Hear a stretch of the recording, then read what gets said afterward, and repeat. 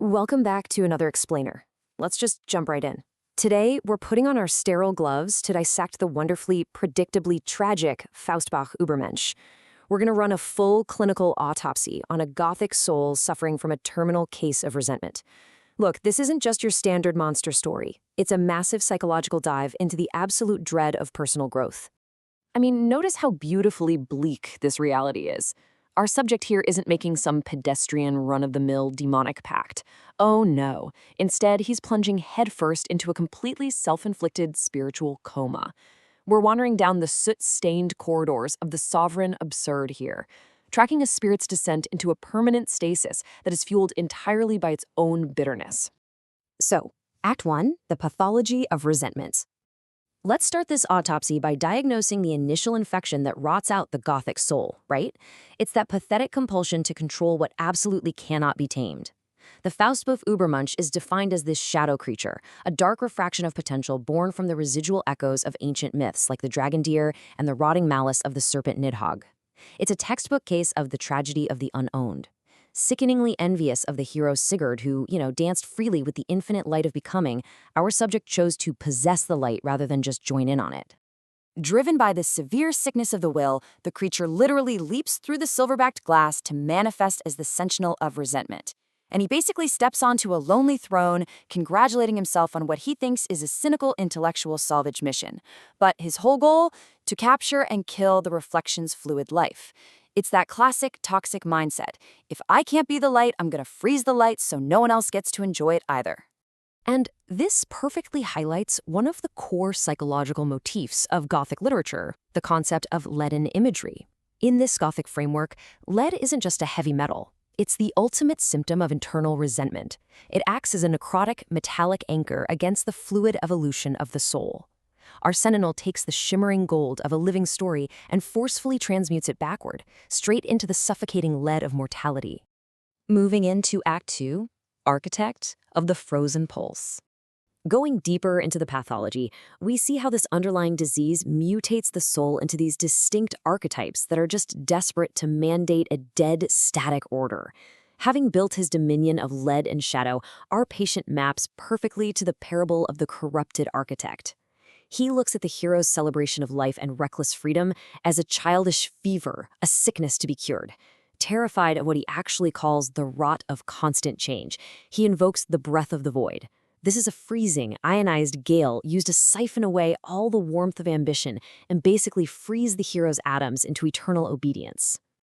Then, putting on the golden mask and obsidian priest robes, he mutates into the Pale Redeemer.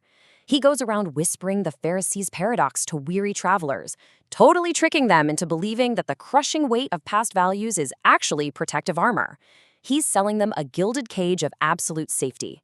He pretends his iron laws are sanctuary, but let's be real, they're just a tomb. Act 3. Comorbidities, Shame, and Control. Now, no clinical autopsy of a Gothic soul is complete without looking at its morbid comorbidities, namely the weaponization of guilt, logic, and shame against the evolving spirit. Lurking in the chilling glass library, we find the ugliest man archetype.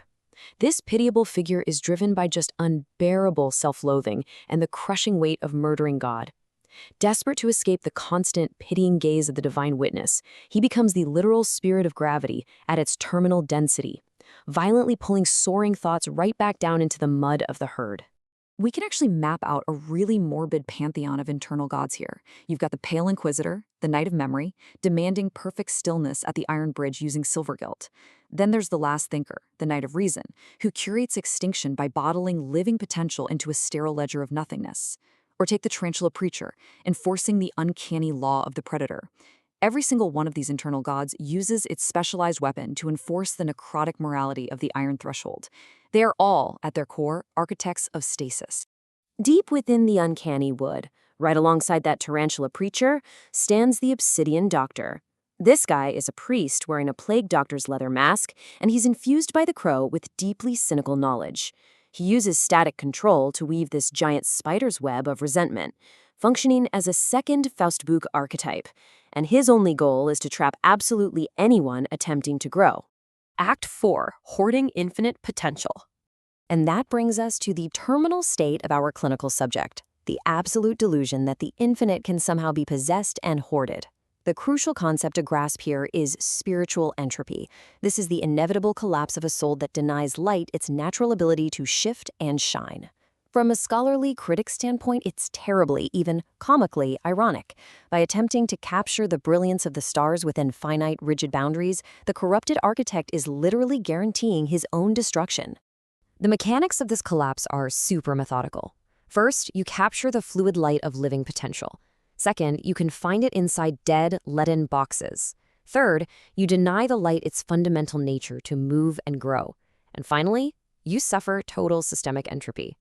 By stripping the brilliance from every victory and entombing it, the system just suffocates itself. Living potential turns into dead, highly predictable memories. The box suffocates the light. The system collapses right into the void it feared. You see, the fatal flaw of the Shadow Sovereign is that they become the literal spirit of gravity. They anchor themselves to the dirt for one simple reason. They are absolutely terrified of the very void they claim to have mastered. And this brings us to the final judgment, the violet verdict. Standing under a dark, fractured halo with jagged arrows that look like a stopping clock, the Faustbach Übermensch faces his bruised verdict. The crow, representing the dark zeitgeist, descends. The violet knight oversees the assembly. Then, the violet gavel violently expands, aiming to crush those internal gods of memory, reason, and will altogether, forcing a total, inescapable regression. Which brings us to Act 5, the cure that the patient refused. Here is the ultimate psychological conflict of this entire explainer: necrotic safety versus terrifying vitality. The contrast driving this Gothic mythos is huge. On one side, you have the Shadow Sovereign cowering within the iron laws of predictability. They are driven by cynical knowledge and resentment, representing internal atavism, a fear of the dark so profound they lock themselves in a leaden box. But on the other side, the dancer, the true Übermensch, the dancer embraces the agonizing evolution of the man-beast. Radiant with silver and the spirit of becoming, the dancer thrives on a Dionysian rupture, shattering that leaden philosophy through a bold, kinetic refusal to remain still. It's the ultimate showdown between the cowardice of stasis and the bravery of growth. So the pale redeemer steps up and presents a stark final choice. You can either succumb to the agonizing yet absolutely necessary evolution of growth, or you can join the architects of Dark Camelot in their cowardly crusade against the dancer. As the shadow creature reaches toward the Redeemer's golden mask in that final, terrifying silence, we get a brutal reminder of our literary lesson. Avoiding the pain of growth? That is the surest path to spiritual death. Which leaves us with the ultimate question to wrap up this explainer. When you are faced with the unpredictable stars of a truly living life, do you dance the grave dance of ultimate liberation, or do you lock yourself inside a cage made of your own resentment? Seriously, think about that the next time you find yourself fearing the beautiful rot of constant change. Thanks so much for joining me today, and as always, keep learning.